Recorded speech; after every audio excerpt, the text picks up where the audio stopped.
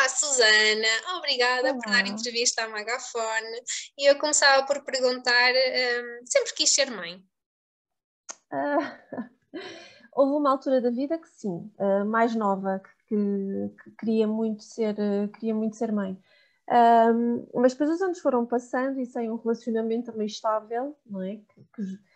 Que justificasse esse projeto de vida a dois, fui deixando para trás e com aí eu fui mãe aos 33 pela primeira vez e fui deixando essa ideia cair e ir ficando, não é? Mas não me atormentava, pronto, se for sou, se não for, não sou.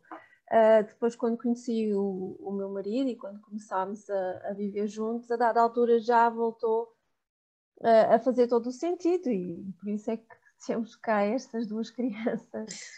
Mas não foi nunca foi aquela coisa de não vou ser mulher se não for mãe, o meu objetivo de vida é ser mãe. Nunca foi nesse sentido de ser mãe a qualquer custo.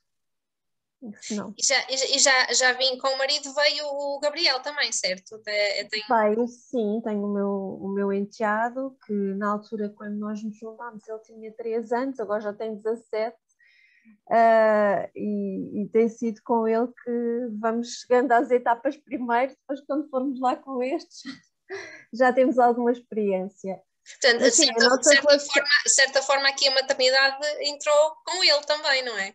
Sim, eu costumo dizer que antes de ser mãe fui madrasta, não é? E apesar de ser uma relação completamente diferente e que às vezes temos alguma tendência para romantizar, mas ela às vezes não é nada romântica, é um trabalho, exige um trabalho diferente, mas depois também nos deu, eu acho que nós somos uma família já com uma parte importante, que são os filhos logo desde o início, tanto que todas as nossas decisões, os nossos projetos, as nossas escolhas são muito feitas desde sempre em função de sermos 3 e não 2, desde o início. E isso também fortalece as duas, uma, ou estraga a relação se nós não conseguirmos acompanhar isso, ou fortalece, que acho que foi o caso.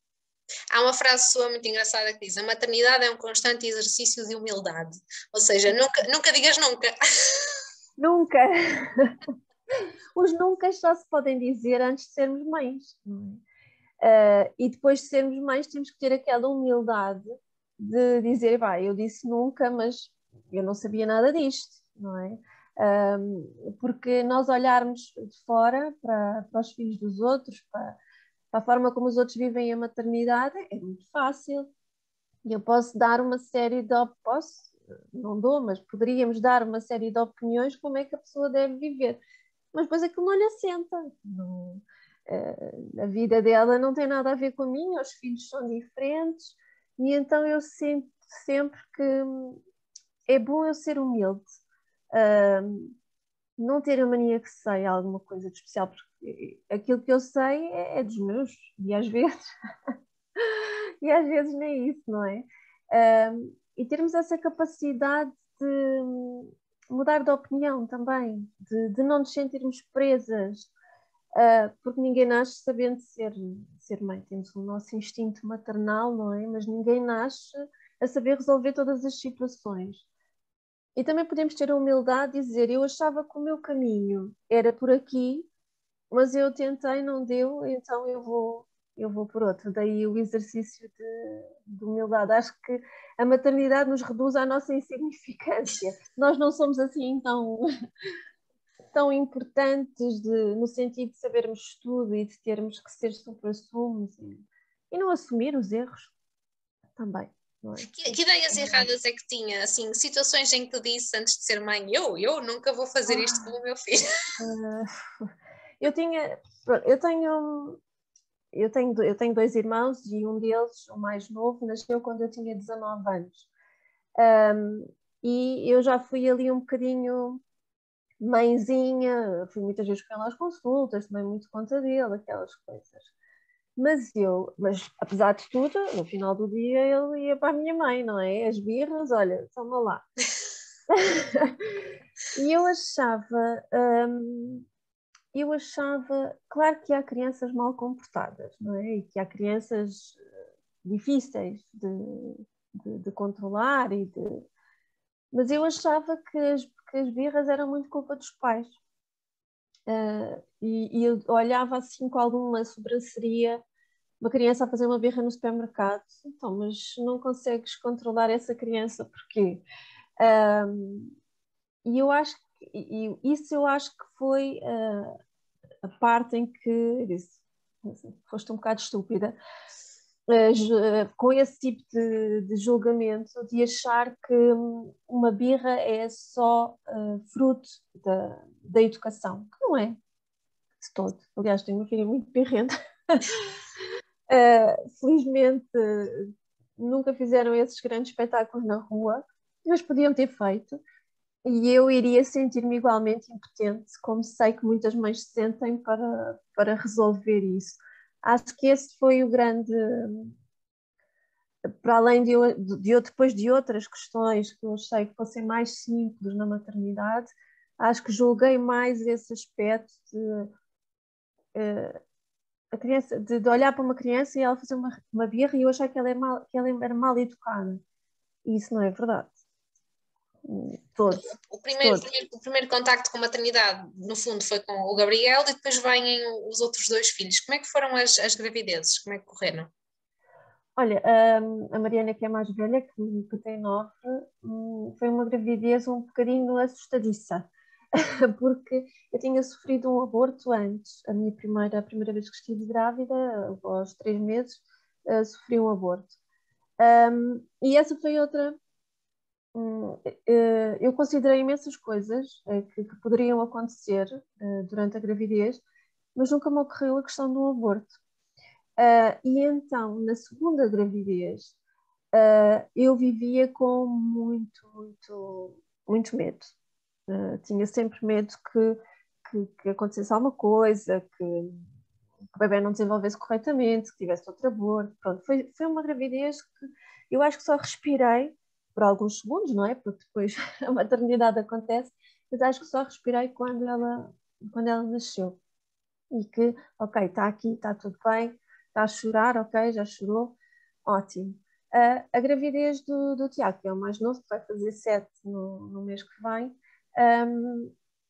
foi uma gravidez em que eu estava tão cansada, porque eles têm diferença de 2 anos, e foi uma gravidez inesperada, não foi desejada, quando aconteceu, mas não foi planeada. E eu vivi com ela muito pequena, a precisar de muita atenção, e eu acho que felizmente tive pouco tempo para pensar se isto correr mal, se não correr mal. Não foram gravidezes, eu não gostei de estar grávida, acho que é muito tempo. Depois há sempre uma dor. Eu sei que há mulheres que vivem isto num estado de graça realmente e abençoadas, mas, mas eu não, sempre foi muito, ou era a questão do medo, ou era a questão de porque me doía muitas costas, ou porque não conseguia dormir, ou porque, pronto, sempre foi uma coisa muito, e não pensei, isto é muito inoportuno ser tanto, ser tanto tempo, e depois nós não sabemos como é que aquilo se está a passar, e por um lado queremos que eles se mexam muito, por outro já estão a mexer demais, pronto, para mim não foi, apesar da gravidez do Tiago ter sido mais tranquila na questão do medo, foi mais cansativa, porque eles eram os dois, ela era muito pequena, e tinha, o único medo que eu tinha era se não iria conseguir amar os dois da mesma forma, e depois, pronto, isso desaparece, não é? Depois, o amor chega e percebemos que isso não faz sentido. Nesse âmbito de não ter gostado de estar grávida, também tenho uma frase muito interessante que diz que perdi a conta aos julgamentos que já me foram feitos por não viver a maternidade de acordo com as expectativas dos outros, como não gostar de estar grávida, não amar os filhos assim que os viu ou de estar a amamentar. Estes temas ainda são tabus, ainda não se fala muito nisto, mas há várias mulheres que têm estas Sim, opiniões e são válidas. eu acho que está melhor, não é? Está muito melhor. Eu quando comecei a escrever, quando queria substituir meio uma treta, foi há 4 anos, E apesar de parecer que é pouco tempo, a realidade era muito diferente. As redes sociais eram, quando apareceram os blogs, era muito publicitário. Ainda hoje é, mas de outra forma. Mas na altura era mais claramente publicitário. Então havia muita gente a fazer publicidade a papas, a fraldas, a roupa. E as marcas não querem, não queriam, não é? Na altura, quer dizer, não queriam isso. Eu já não me lembro qual foi a blogger, antes de eu começar a escrever, e que ela escreveu qualquer coisa sobre as birras, uma birra que um dos filhos tinha feito, e de dizerem se ela não achava que era feio falar sobre, expor os filhos a falar sobre a birra que a criança tinha feito. E depois, quando eu fui mãe, mas quando comecei a escrever, eu comecei a perceber que aquilo que me era trazido pelas redes sociais era uma imagem da maternidade que eu não via, eu não vivia.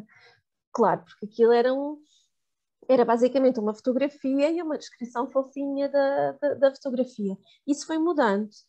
Foram aparecendo outras bloggers, foram aparecendo outros sites e foi-se falando mais. Continua a haver julgamento.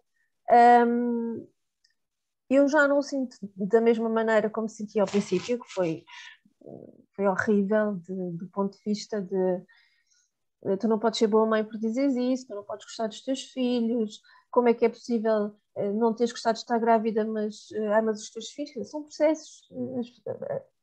E depois há sempre aquela. Estás cansada, então estás cansada, mas é por um bem maior. Há sempre aquela ideia de que se tu te queixas, é como se tivesse de tirar pontos ao amor que tens pelos teus filhos. Isso não é verdade, não é? E apesar de estar muito melhor, de vez em quando ainda aparece algumas pessoas com essa. Por exemplo, eu lembro-me de quando deixei de amamentar a minha filha, nem sequer foi nas. Pronto, falar sobre a amamentação nas redes sociais é sempre um perigo. Mas na altura até fui com uma amiga que a Mariana não mamava muito bem, não, era horrível, aquilo foi mesmo muito complicado. E na altura o pediatra, tinha dias, uma semana, e ele disse-me, vamos fazer assim, tente dar mama e depois dar o biberon para complementar, porque ela tinha perdido muito peso. E depois nós vemos.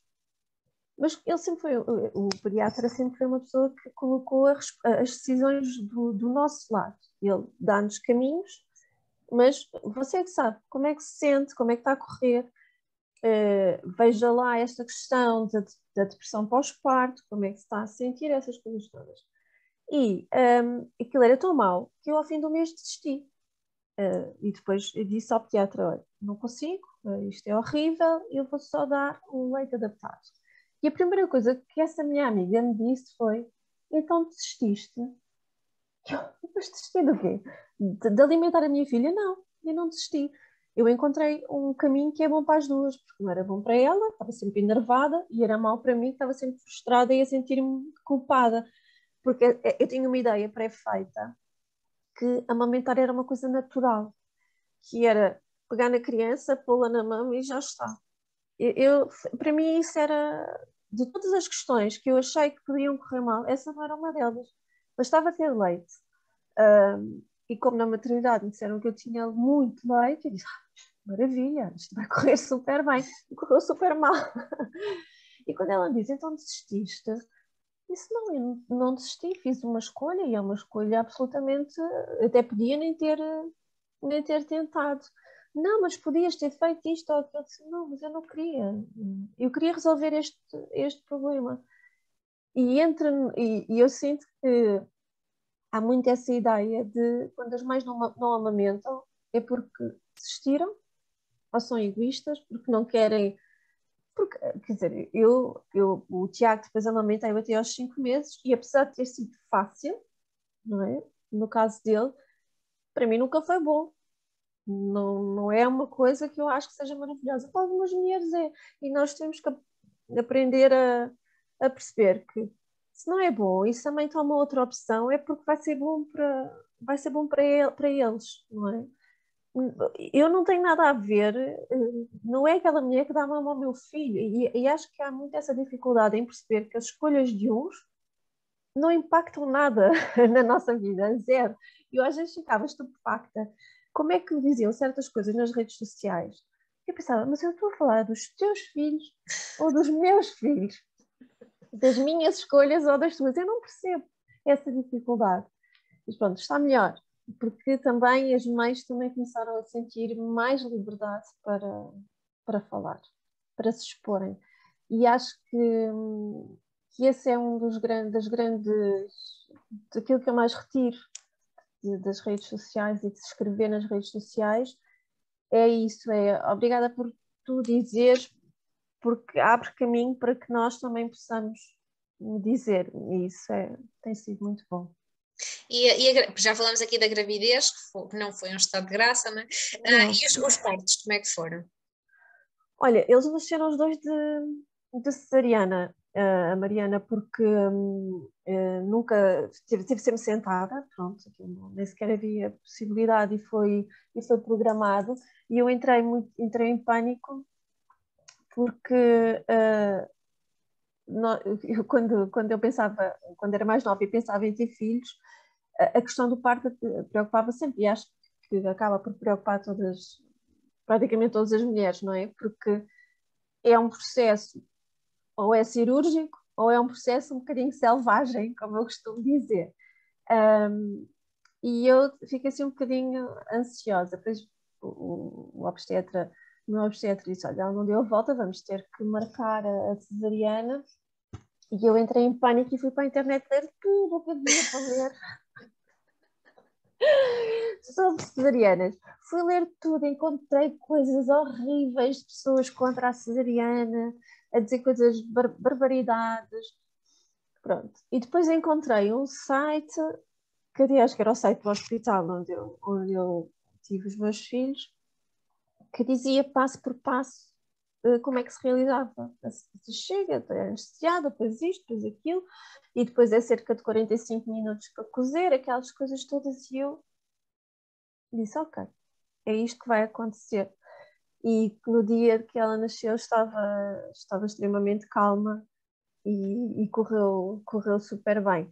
O Tiago já estive até ao fim, como ele se virou, tivemos até às 41 semanas à espera que ele quisesse nascer, mas ele não quis, não se colocou de maneira para nascer, então também acabou por ser cesariana, foi mais difícil, por ser muito junta, com 2 anos de diferença, custou-me muito mais, mas também acabou por correr bem dentro do que é uma cesariana. E a recuperação, portanto, a primeira vez, não é, de regresso a casa assim um bocadinho desamparada, tudo era novo, mas sem as enfermeiras, como é que foi essa recuperação?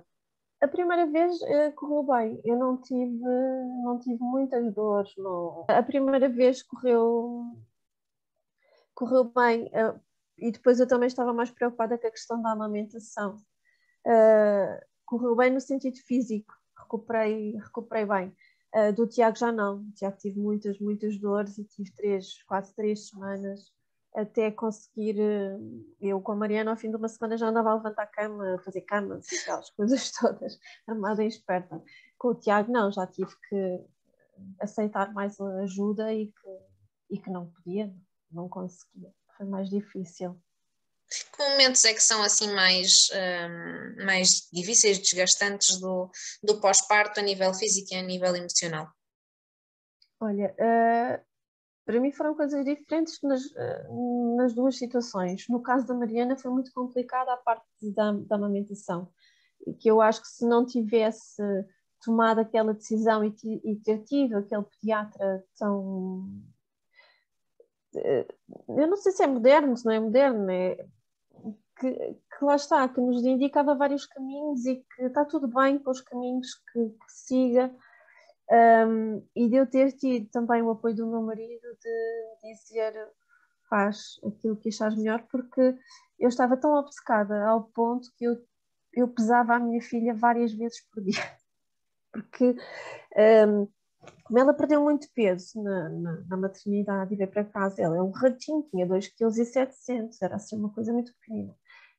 E eu estava sempre a olhar para ela e disse, cada vez mais pequena. Ou seja, aquilo já estava, e eu acho que no caso dela, fisicamente correu bem e psicologicamente foi muito, muito desgastante até ter tomado aquele primeiro mês foi realmente muito, muito complicado. Até pelo facto que eu cheguei a ter o meu pai, um homem que nunca amamentou na vida, a dizer-me: vê lá, tu não deves estar a pôr a miúda bem a amamentar, é alguma coisa mal dizendo. Vais ter que sair, porque tu nunca amamentaste na vida, não sabes o que é isto, por favor, não. E depois nós termos esta. Por isso é que eu acho que é tão difícil e que é importante falar, porque há mães que dão por elas num ambiente muito tóxico. Que têm os pais, têm os sogros, têm os tios, têm não sei quem, pessoas que visitam, os amigos. E se elas não tiverem num momento tão frágil, se elas não tiverem essa força que às vezes não temos, para dizer, olha, isto é comigo e com o meu marido.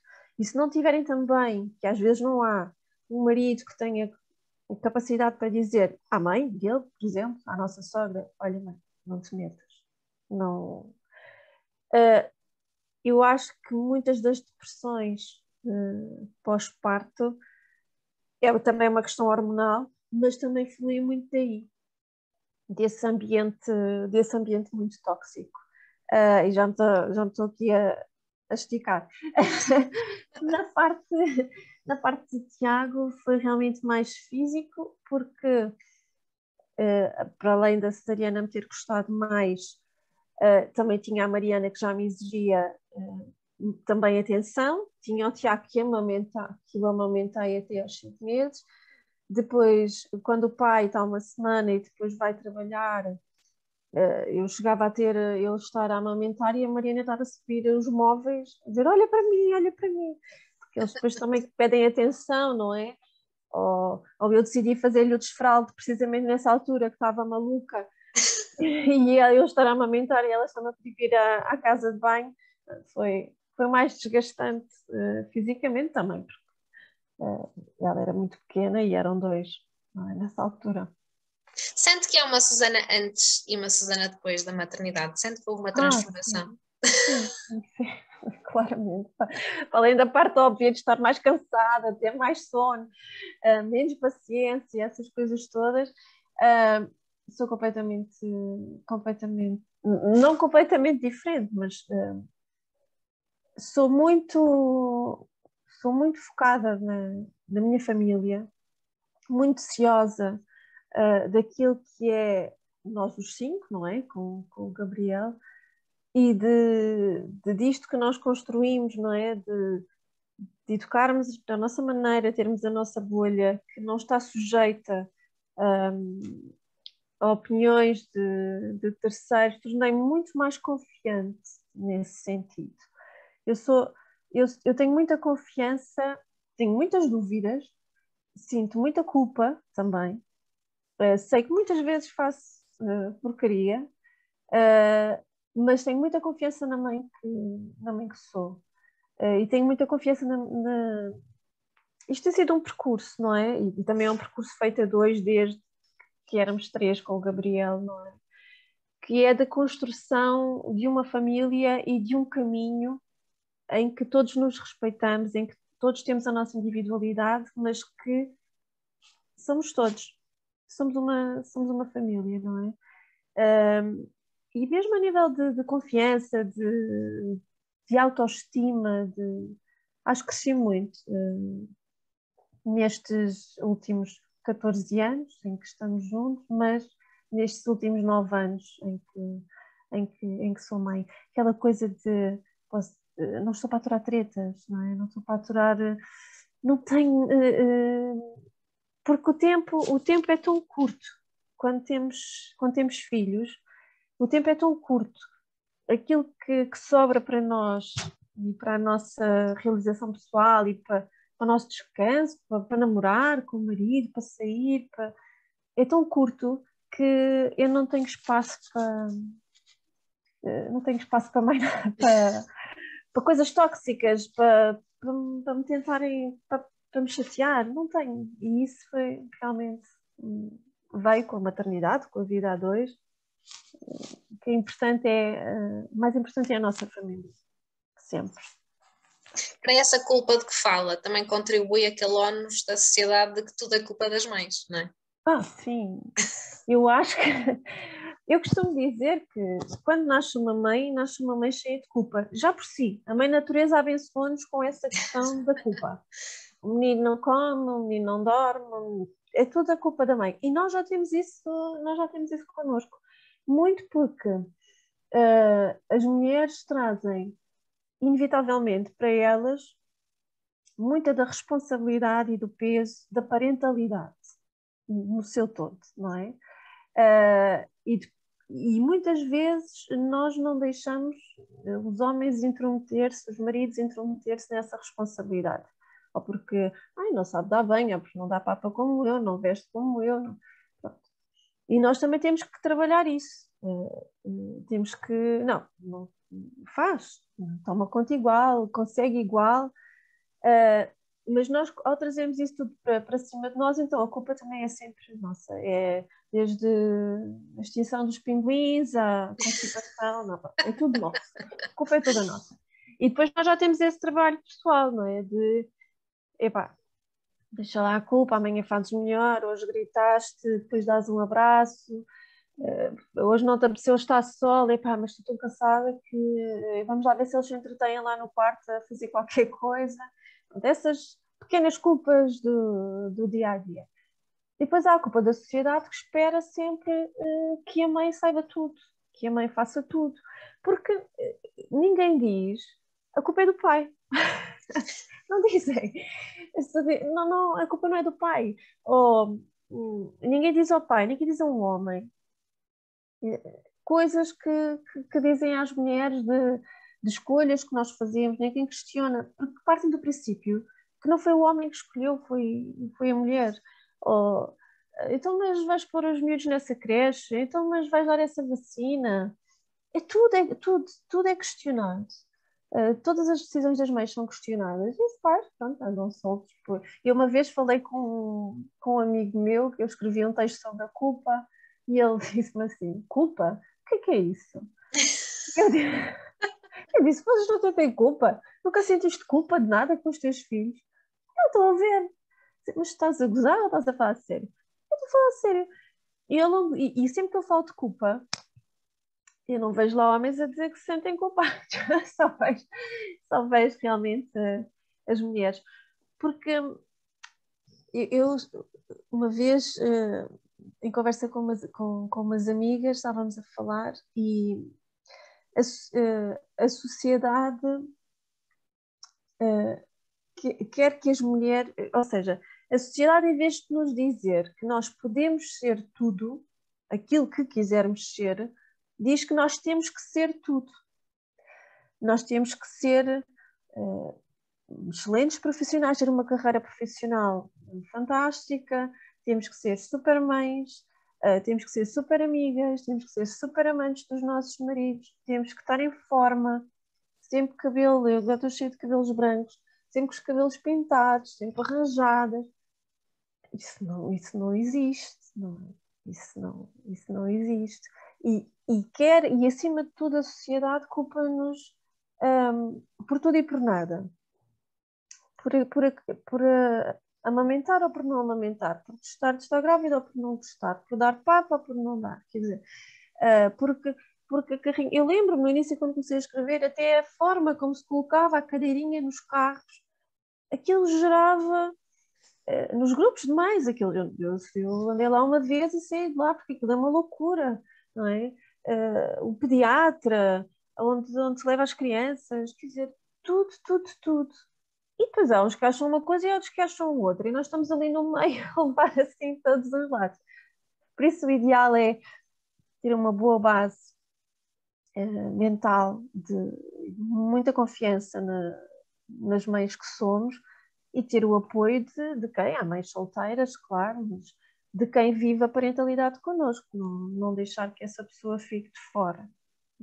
Ainda nesse sentido das escolhas, também escreveu: uma sociedade exige às mães que sejam perfeitas e que se anulem em sacrifício dos filhos. Sou mãe, mas também sou muitas outras coisas, porque há vida além da maternidade, certo? Eu acho que tem que haver, senão, por amor de Deus, não é? Mais vale enfiarmos aquela roupa de freiras e ir para um convento, porque há vida. E até para os nossos filhos é muito bom, porque eles também ficam fartos de nós. Olha, este fim de semana eles ficaram com a minha mãe cá em casa e eu e o meu marido fomos passar o fim de semana ao Porto. Nós fomos, estivemos os dois, jantámos fora, conversámos sem miúdos, dormimos de manhã, viemos revigorados e eles passaram o fim de semana nos miúdos da avó a fazer tudo aquilo que quiseram. Acho que só não comeram chocolate ao jantar porque não calhou, né? E isso é muito importante para eles. É porque se eu não estiver bem, eles também não estão. Não é? E viver para além dos filhos pode ser. Eu tenho alguma dificuldade com. Às vezes a logística familiar não permite, ou não há uma rede de suporte que permita grandes saídas a dois. Mas eu recordo que não tinha quem ficasse com eles. E eles andavam na creche, eu metia uns dias de férias, eles iam para a creche, eu ia com o meu marido almoçar fora, íamos até à praia, íamos ao cinema à tarde. Há sempre alguma forma de não nos anularmos, não só enquanto casal, que é muito importante, mas também enquanto Susana, enquanto mulher, porque eu continuo a gostar de ir ao cinema, continuo a gostar de ler, de ver televisão, de beber um copo de vinho, de conversar, não é? Continuo a ter as minhas ambições, porque eu acho que há muitas quando se fala sobre isto, há muita gente que diz, depois eles agora também são pequenos, depois nós temos tempo. Eu não sei se tenho tempo, se não tenho. A vida, a vida não vai, eu não vou parar a vida agora e dou com os meus filhos e depois vou retomá-la no mesmo ponto. Ela já vai estar noutros, eu já não vou ser a mesma, já vou ter mais 10 anos ou mais em cima. Eu tenho que tentar viver e acho que faz falta isso, faz muita falta isso às mães, perceberem que não é nenhum crime, não desvaloriza o amor. Essa questão sempre que se coloca, sempre em causa o amor da mãe pelos filhos, pelo contrário, porque acho que é um ato de amor,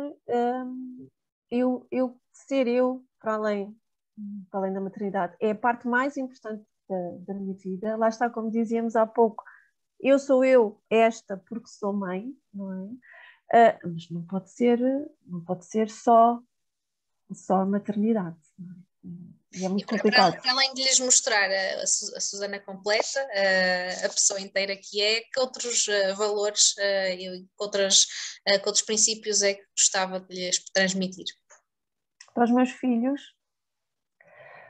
olha, e é uma boa questão, porque nestas idades em que eles começam o percurso escolar, em que, em que ela está no terceiro ano e ele entrou para o primeiro, temos nos debatido muito com isso.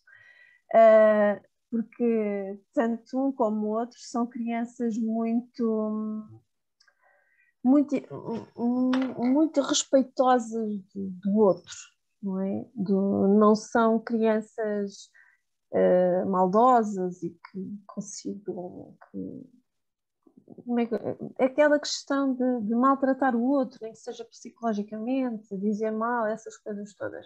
E tenho tido alguma dificuldade nesta gestão do nunca perca da autoestima, de nunca deixarem que a autoestima deles seja abalada e que se saibam defender. Eu quero que eles sejam sempre, uma das coisas que eu mais quero é que eles sejam sempre livres serem quem são em qualquer lugar, não é? Sem fazerem mal a ninguém, que sejam bons, que cresçam sendo boas crianças, bons adolescentes, que depois lá terão a sua idade da parvoíce, bons adultos, que sejam íntegros, não é? E eu acho que eles têm lá, desta parte, acho que eles têm lá essas bases, porque eu costumava dizer e continuo a acreditar nisso, que as crianças precisam de poucas coisas. Precisam de sentir que são amadas pelos pais, precisam de sentir seguras, protegidas, não é? Que os pais os protegem em quase todas as situações possíveis, não é? Infelizmente, mas dentro do possível, e que podem ser livres para serem eles. Não têm que se mudar para se enquadrar, não têm que ir atrás dos outros. Tenho sempre muito receio da questão da saúde mental nas crianças. E isso é uma coisa que me preocupa e vamos trabalhando sempre com eles essa questão. Porque o respeito pelos outros eles já têm uma boa autoestima, dentro não sendo gabarolas, mas que sabem do que são capazes. E depois há essa parte de não se deixarem pisar, nem seguir os outros. É mais uma das minhas preocupações. Porque depois o resto está lá na base para eles serem o que. E sabendo sempre que até nisso, os pais às vezes não são assim tão importantes, no sentido em que nós damos estas bases, não é? Que depois também não é sentado no sofá a falar com eles sobre isto, muitas vezes, não é? É vendo, é uma dinâmica familiar, é vendo o respeito do pai pela mãe, da mãe pelo pai, como nós lidamos com as outras pessoas, aquilo que nós dizemos muitas vezes sobre as outras pessoas, não é? Às vezes há crianças que dizem coisas que nós, de onde é que isto vem? Vem provavelmente daquilo que ouvem, não é? E isso é importante porque eles são esponjas. Mas depois também são esponjas a absorver a influência dos professores, a influência dos amigos, a influência das redes sociais, por isso é que eu acho que eles devem ter mais tarde possível acesso a esse tipo de coisas, porque depois começa aquela história da validação, e isso é das coisas que mais me preocupa, é as crianças acharem que precisam da validação dos outros para serem alguém, para serem aceitos. E nós sabemos como isso às vezes não tem nada a ver com se são bonitos, são feios, são inteligentes, não são. E pronto. E eles depois vão de ser uma mistura, se tudo correr bem, as bases dos pais terão ali um grande peso, mas nós somos feitos de muitas e nós já somos adultos e sabemos que crescemos com bases que os nossos pais nos deixaram e que depois nos tornamos outras coisas. Há quem tenha tido bases muito más e que sejam excelentes pessoas, e quem tenha tido bases boas e que infelizmente tenha desencaminhado. Portanto, é um bocadinho de. Eu não sou crente, mas é um bocadinho de dar-nos o melhor e depois ter fé. Para a sua filha escreveu: hoje o meu medo só quer saber se és feliz, e isso é avassalador. Porquê que é avassalador? Olha, é das coisas mais dolorosas para mim da maternidade. Das coisas mais. Estou a dizer isto, até estou a ficar emocionada, porque é fácil suprir necessidades básicas. Todos, é super fácil, não é? E quando eles são bebés, então, tirando, custa mais a dar de comer, ou dorme pior, muda-se as fraldas, brinca-se com eles, é tudo muito mais simples do que quando eles começam a estar expostos no mundo, quando eles entram no mundo. Porque até determinada idade os filhos estão muito no ninho, e que nós controlamos muito bem aquilo a que eles são expostos. Quando eles começam a estar lá fora, quando vão para a escola, quando lidam com outras crianças, os nossos filhos começam a passar por alguns momentos de tristeza. E não há nada mais duro do que isso, porque muitas vezes não há nada a fazer, não é? Coisas de miúdos que nós passamos, não é? Ai, a minha amiga hoje já era a minha melhor amiga, hoje já não é, e agora está a dizer às outras para não serem minhas amigas também. Eu não sei lidar. Não sei lidar. Sei lidar no sentido em que engulo, ter vontade, que as coisas que eu tenho vontade de dizer, respiro fundo e converso com ela e mostro-lhe que o comportamento, que aquele comportamento não é correto e tens que. Mas é difícil, ou quando me diz, ai, porque aquele menino gozou comigo, o Tiago, ai, aquele menino gozou comigo e disse que eu era gordo. Ou quando a Mariana diz, ai, os meus amigos dizem que eu sou graxista porque eu só tenho muito bons. Eu disse, filho, mas és. E o que nós nos apercebemos é que, provavelmente nós também passámos por isso, mas já nos esquecemos, mas algumas marcas vão ter deixado. E aquilo que eu tenho medo é sempre que eles se quebrem.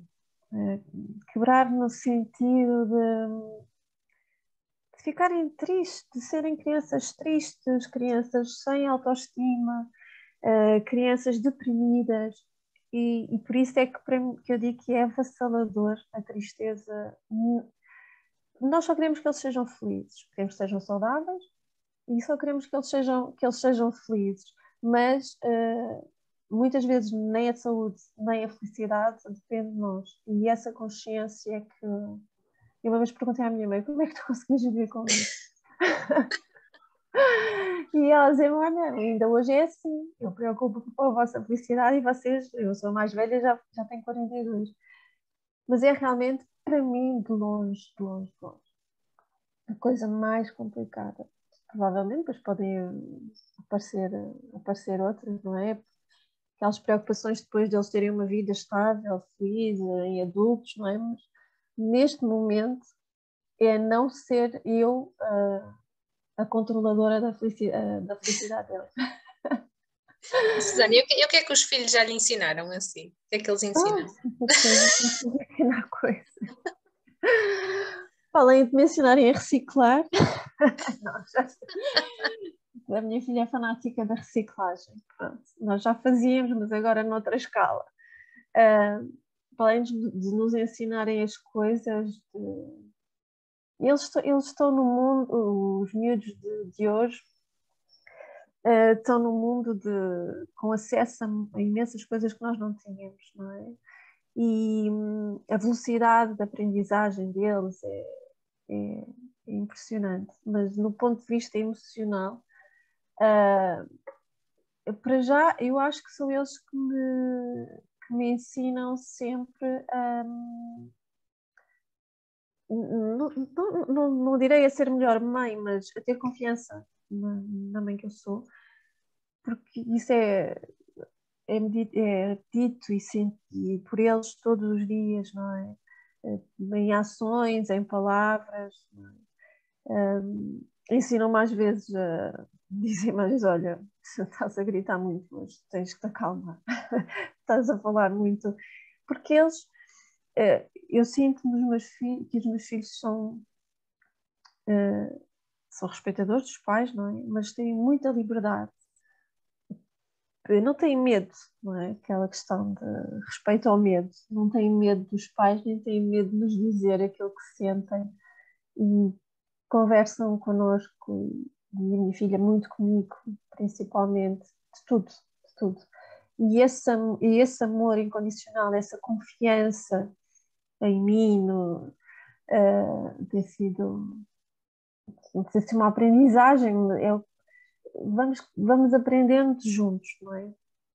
Eu a ser mãe e eles a serem filhos, mas ensinam-me muitas coisas, além desse amor incondicional, independentemente de todas as estupidez que às vezes nós no dia a dia, ai, não tenho paciência, o que é que foi? Às vezes o Tiago então tem essa particularidade, porque é uma criança que detesta conflito, é uma criança muito, muito calma, e às vezes ele vem e eu estou a fazer qualquer coisa assim, o que é que foi agora, Tiago? E eu só vim dizer que te amo. Pronto. Eu sei que aquilo é género, aquilo é ele que é assim, mas obriga-me a que eu da próxima vez que ele vem ter comigo eu já não vou dizer o que é que foi. Eles ensinam-nos, vão-nos sempre ensinando no dia a dia, principalmente a ter mais paciência também, a viver mais, a rir, a rir, a disparatar aqueles disparates. Parem lá com os disparates e depois damos por nós todos a rir. Então eles também nos ensinam essa leveza que às vezes não há na correria do dia a dia. Essa correria às vezes não nos deixa seguir a tal parentalidade positiva, não é? Às vezes é... Eu acho que tenho muita dificuldade com a parentalidade positiva nesse sentido de uma filosofia com determinadas regras, porque as crianças não são todas iguais. Eu tenho duas completamente diferentes. Lá está, o Tiago detesta o conflito, e se eu lhe disser o que é que foi, ele diz, só vinha dizer que te amo, e tenho uma filha, se eu lhe disser o que é que foi, ela começa a não é? São completamente diferentes, não há um modelo que resulte. Eu acho que, e depois tenho alguma urticária contra esta coisa de parentalidade positiva, em oposição a quê? A uma parentalidade negativa. Mas eu acho que, porque tirando as questões que não é, para mim não entram nas questões da maternidade pura como ela é, maus tratos, abusos, negligência, que são pessoas doentes, não é? Eu acho que a generalidade dos pais e das mães faz o melhor que consegue.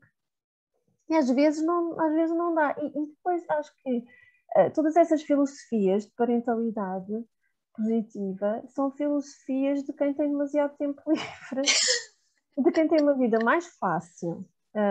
E a generalidade das pessoas não tem, não é? Sai de casa muito cedo para trabalhar, tem preocupações muito básicas como pôr comida na mesa, vestir os filhos, esse tipo de coisas.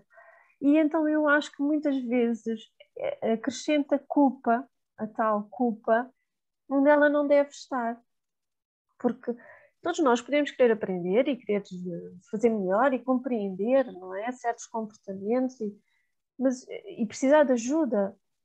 Mas eu acho que mesmo há crianças difíceis e crianças que precisam realmente de ajuda, mas precisam de ajuda especializada, não precisam de ajuda de alguém que um dia se lembrou de escrever qualquer coisa sobre parentalidade positiva porque aquilo resultou no filho. Está ótimo. Eu, se aplicasse ao Tiago, provavelmente também funcionava, mas aplicando à Mariana, já não. E isso acrescenta muita culpa. Eu acho que parentalidade positiva é fazer o melhor possível a cada momento. E mesmo quando fazemos, e ter a consciência do erro. Não é preciso ter medo de, epá, eu errei, fiz mal, e pedir desculpa. Eu peço desculpa com muita facilidade aos meus filhos. Não é? Desculpa, a mãe não devia ter ralhado.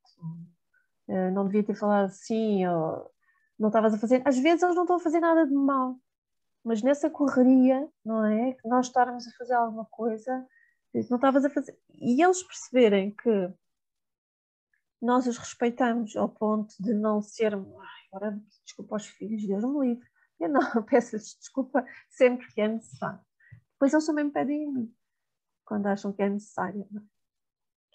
Outra das ideias erradas também que a sociedade ainda continua a perpetuar, a Susana escreveu, uma mãe que está em casa também está cansada, mas as pessoas não percebem isto, não é? Não percebem. Eu tenho experiência neste momento, estou em casa desde o ano passado. Para além, estive em casa na pandemia e depois fiquei desempregada e tenho estado em casa desde o ano passado. Mas eu estou com eles em casa de manhã, a dar-lhes apoio na escola, estou a preparar os almoços, a preparar os lanches, não tenho empregada doméstica. E tudo o que é preciso fazer faz. E o que é mais triste, por assim dizer, no meio disto tudo, é que quando uma mãe diz que está em casa, acham que a mãe está em casa, aquelas soccer moms americanas que vão fazer ginástica, que vão correr, ou que vão às compras e os miúdos a jogar a bola, pronto, essas coisas. o dia tem muito pouco tempo para mim, não é?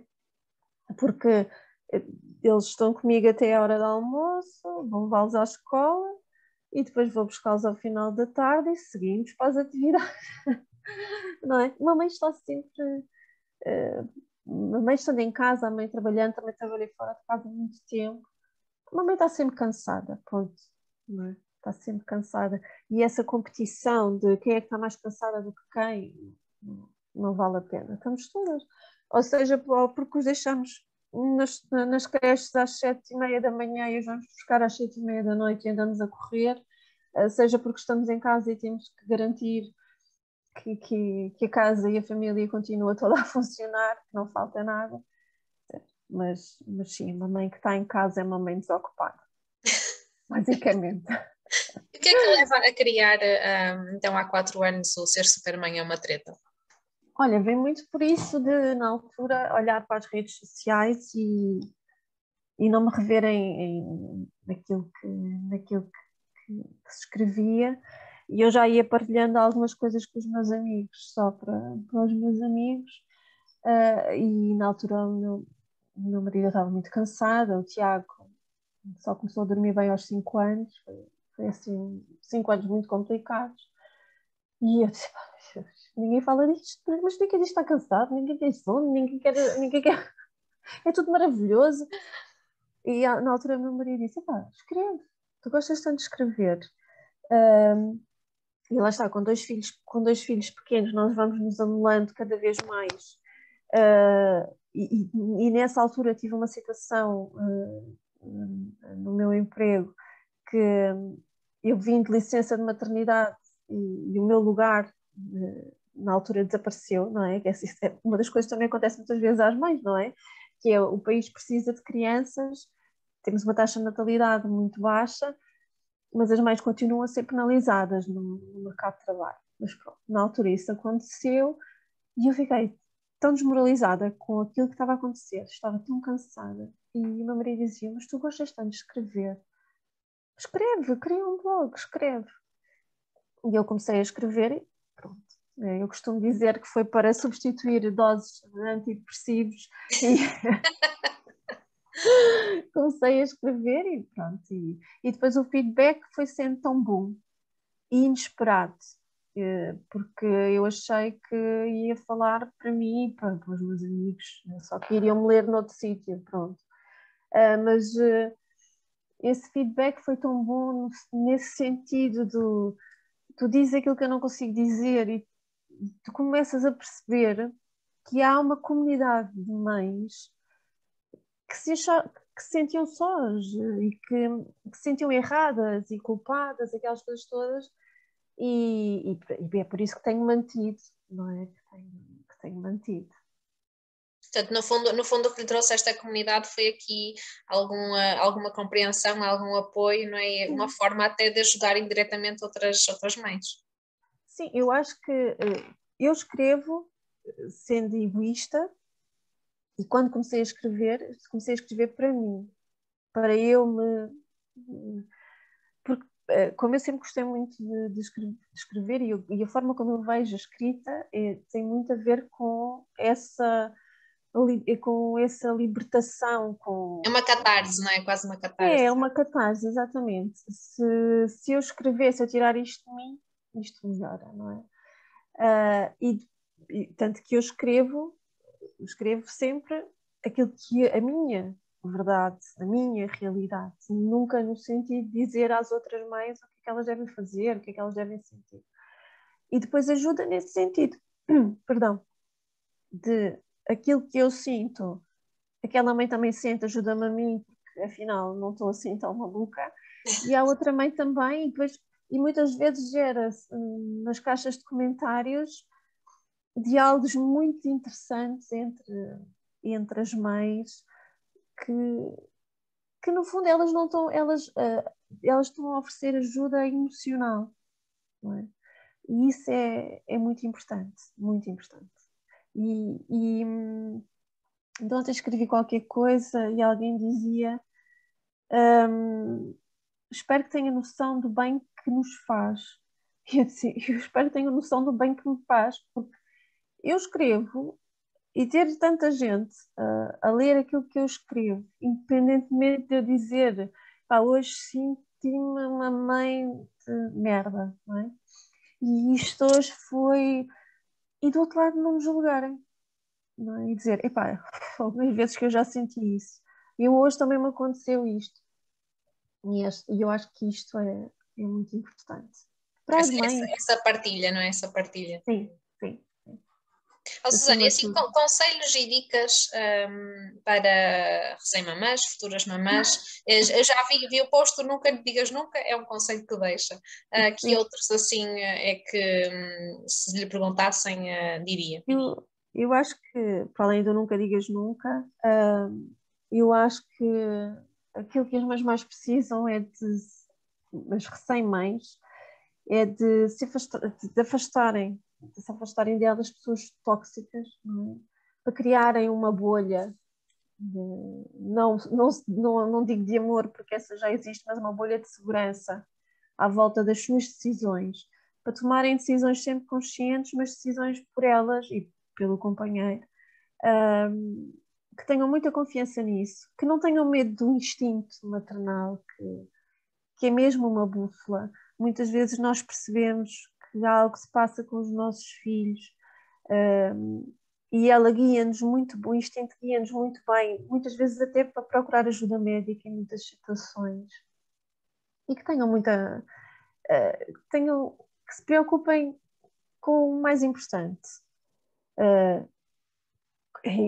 com a criança, não é? Que ela vai ter que vai ter que crescer saudável, mas também se preocupem com elas, que cuidem delas, da cabeça delas, dos interesses delas, do corpo delas também, muitas vezes deixamos para trás, mas não sendo demasiado exigentes, com achando que uma mãe tem que chegar a todo lado.